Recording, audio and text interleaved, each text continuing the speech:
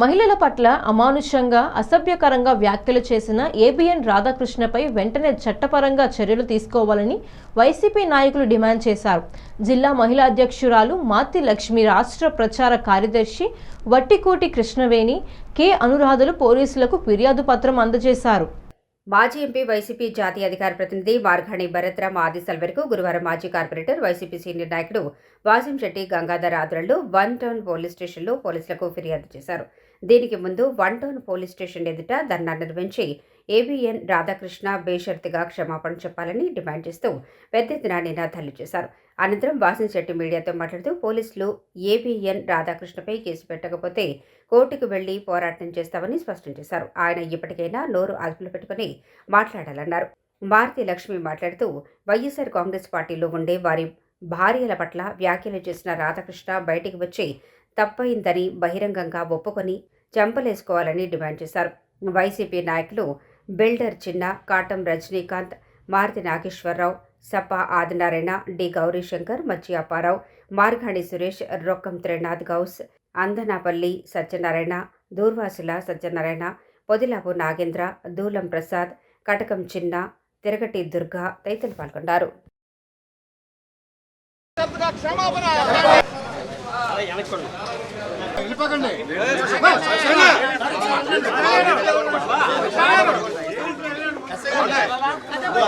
కూడా మాది తప్పు అయిపోయిందని క్షమాపణ కోరుకుంటేనే మేము ఊరుకోవడం జరుగుతుంది. లేదా ఇంకా ఉధృతంగా డైలీ కూడా మేము రోడ్డు ఎక్కి ఆయన్ని అరెస్ట్ చేయాలని కూడా మేము అందరం కూడా డిమాండ్ చేస్తాం, మహిళలందరం కూడా. ఎందుకంటే ఒక మహిళల పట్ల ఆయన చేసిన వ్యాఖ్యలు ఏంటి, ఆయన అలా మాట్లాడవచ్చా, ఆయన మాట్లాడే విధానం ఏంటి, ఆయన ఎవరో చంద్రబాబు నాయుడు దగ్గర ఒక ప్యాకేజీకి మాట్లాడుకొని చంద్రబాబు నాయుడు గారు ఏం చెప్తే అది చేస్తారా?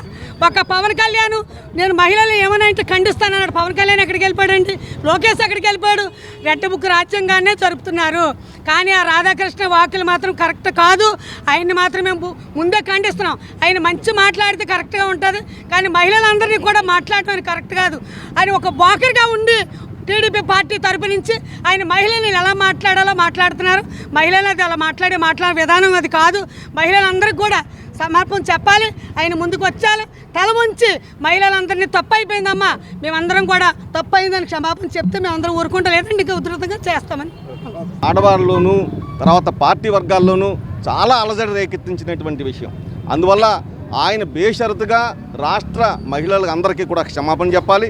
పైగా పార్టీలో ఉన్నటువంటి మహిళలకి క్షమాపణ చెప్పాలి, పార్టీలో ఉన్నటువంటి నాయకులందరికీ కూడా క్షమాపణ చెప్పాల్సినటువంటి అవసరం అయితే ఉంది.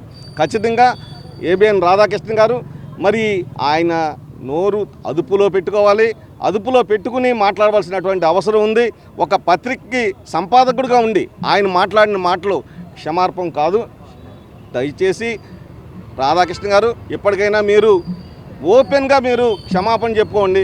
క్షమాపణ చెప్పడం వల్ల వచ్చినటువంటి నష్టం లేదు, కానీ మీ ఇది పెరుగుతుంది. దయచేసి వెంటనే ఇమీడియట్లీ మీరు క్షమాపణ చెప్పాలని కోరుతూ ఇవాళ మేము ఖచ్చితంగా రాజమండ్రి 1 టౌన్ పోలీస్ స్టేషన్లో మీ పైన ఫిర్యాదు చేయడం జరిగింది. ఫిర్యాదు చేసిన నేపథ్యంలో మరి ఎఫ్ఐఆర్ కడితే కడతారు, కట్టకపోతే మేము కోర్టుకు వెళ్ళినా సరే మీ పైన ఖచ్చితంగా కోర్టు ఆదేశాల మేరకు ఎఫ్ఐఆర్ నమోదు చేయించి తీరుతామని చెప్పేసి తెలియజేస్తాం.